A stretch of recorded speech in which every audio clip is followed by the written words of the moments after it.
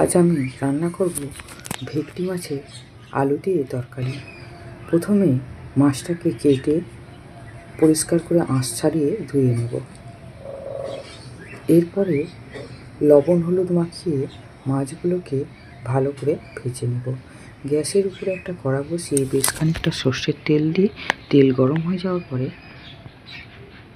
মাছ দিয়ে দেব। মাছের এক পিঠ ভাজা হয়ে গেছে, অপর পিঠও ভেজে নেব, নিয়ে নামিয়ে নেব।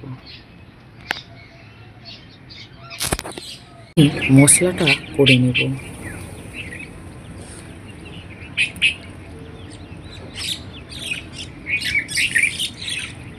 দুটো টমেটো, 4 থেকে 5 কোয়া রসুন আর 1 ইঞ্চি আদা, 1 চামচ গোটা ধনে, 1 চামচ গোটা জিরে, সমস্ত কিছু মিক্সিতে বেটে নেব।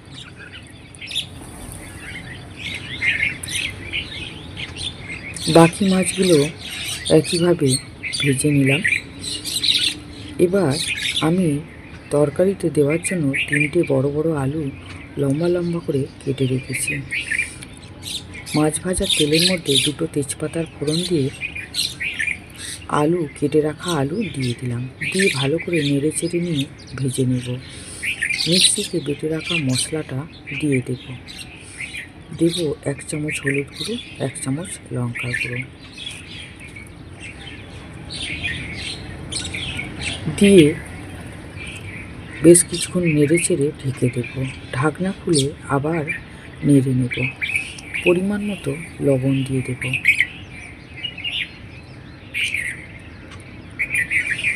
দিয়ে ভালো করে নেড়ে নেব।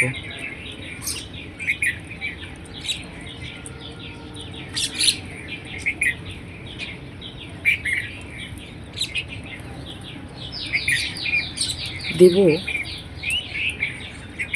অল্প একটু চিনি, দিয়ে নেড়ে নিয়ে মিক্সির জার ধোয়া জলটা দিয়ে দেব। আর একটু ঝোলের জন্য জল দিয়ে ঢেকে দেব। ঢাকনা খুলে তরকারিতে 1 বাটি ধনেপাতা কুচি দিয়ে দেব।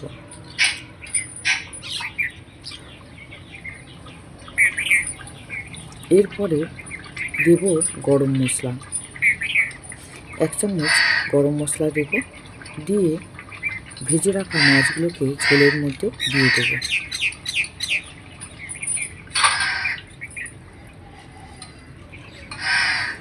আমার সমস্ত মাছ দেওয়া হয়ে গেছে। আমার রান্না যদি ভালো লাগে আমার চ্যানেলে একটা সাবস্ক্রাইব করে দেবেন, লাইক করবেন, কমেন্ট করে জানাবেন, আমার তাহলে খুব ভালো লাগবে।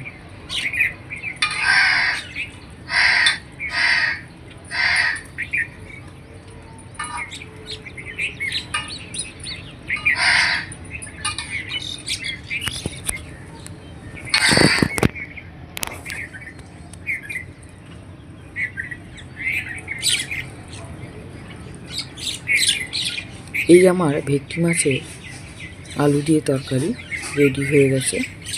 আপনারাও এইভাবে বানিয়ে খেয়ে দেখবেন, দারুণ লাগবে।